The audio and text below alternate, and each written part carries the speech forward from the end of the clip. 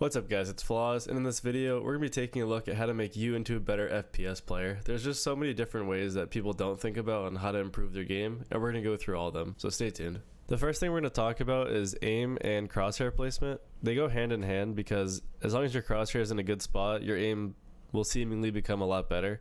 A lot of people in lower ranks will walk around like this and look with their eyes, but not actually with their crosshair. They should always be like basically matched up with your crosshair and your eyes as you move around the map. Your crosshair as you're turning corners should also just be at head height, basically all the time.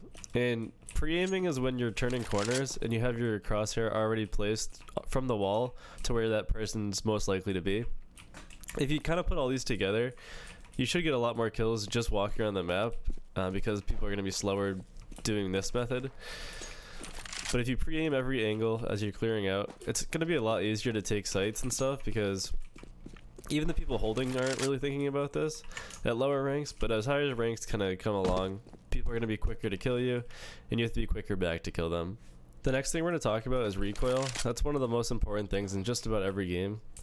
In most games like Valorant or Counter-Strike, there's a very simple pattern where you just, as long as you pull down for the first 8 bullets, you're going to be pretty much okay. It gets a lot more advanced from there. Like, if you get to that 8th bullet and then you pull left, right, and left, it's a little bit harder to control those last bullets, but you still can a little bit.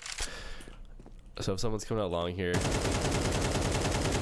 and you can see with the tracers, it helps like you control it, so just kind of adjust off of that. But once you have an okay like understanding of recoil, it doesn't have to be anything crazy. You have to know like when to use tapping, bursting, and spraying. If you're at this long of a range and this person's jiggle peeking, it might be worth it just to tap, just to ensure that you're getting at least those tags off. If you're peeking this angle and just spraying because you see a pixel of someone's arm, it's probably not going to hit them past the first bullet. Bursting's also a good method because you can shoot a couple shots as you're clearing up to sight. If you see someone on sight, you see someone down there, bursting's always still going to be pretty accurate, and you can pretty safely hit those couple of shots. Even though it might not actually kill that person, the 2 or 3 hits on the tag makes it so that they're going to be one shot later in the round, which is very effective, as opposed to you just swinging out like this and spraying and trying to run across. And as like if you just burst a couple shots and kept running, as you can see, it's like reset, so if they re-peek, you're ready to go again. If you're here and you spray and then they peek out, like that's just not a good method to kind of go for. So just know when to tap, burst, and spray. If you're going to be really close right here and you see like 4 people coming out along, you can spray all you want. Right there, I'd say, actually, here's another thing to learn is when to crouch around corners and when not to. If you're right here and you see that there's someone retaking, never crouch. Like, don't crouch in this position, because if you want to unpeek, like, you got to kill right here, right? And then you want to come back off here so that the CTs that are retaking behind him want to fight you. Like, you can't make that turn around that corner as fast if you're crouched right here. So you're like this, you kill someone, you have to uncrouch and then get around the corner. Otherwise, you're just so slow, it doesn't really matter. So right here, you get a kill. I mean, you could probably still do it a couple times, but if you just don't crouch, you get 1, you get 2, and then you fall off.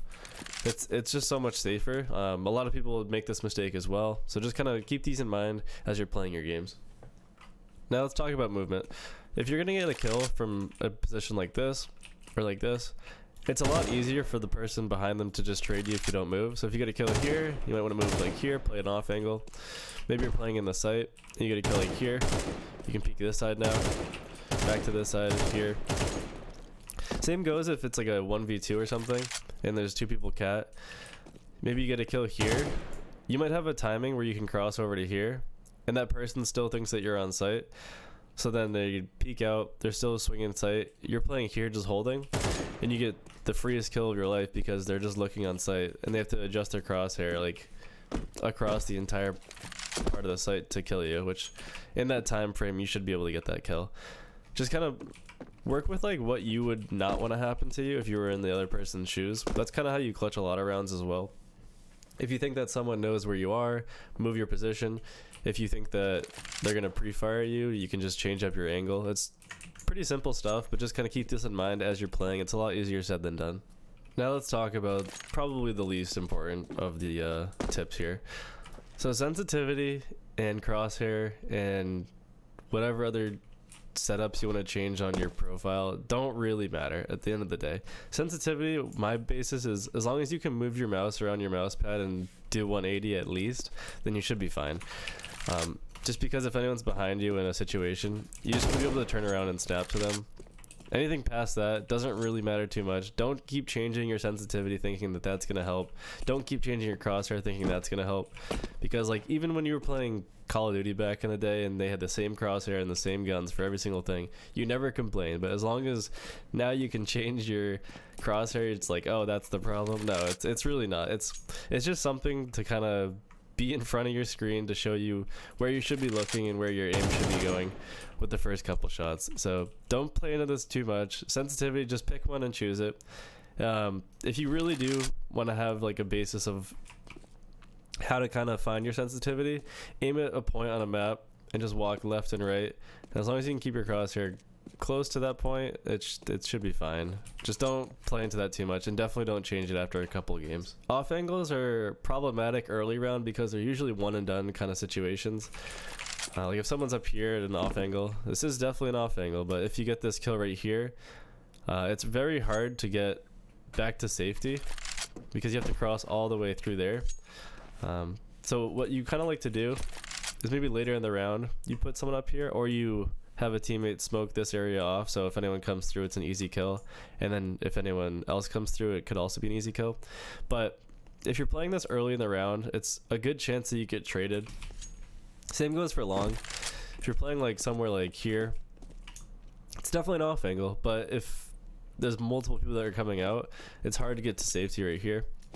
So just kind of keep this in mind. If you're playing off angles later in the round, they're usually a little bit more effective because there's not as many people that can clear out the angles. Plus, if you're playing with a teammate, it's a lot better. So if someone's like here and playing this off angle and they get one kill and the second person swings out and kills them, you can have a teammate just ready to go right here and trade that back. So either way, it's still a trade for a trade at the end, but off angles are very effective when used in the right situation. Well, anyway, guys, that's going to be the end of this video. I'll be making more videos like this and improving your game. So subscribe for more videos, and I'll see you in the next one. Later.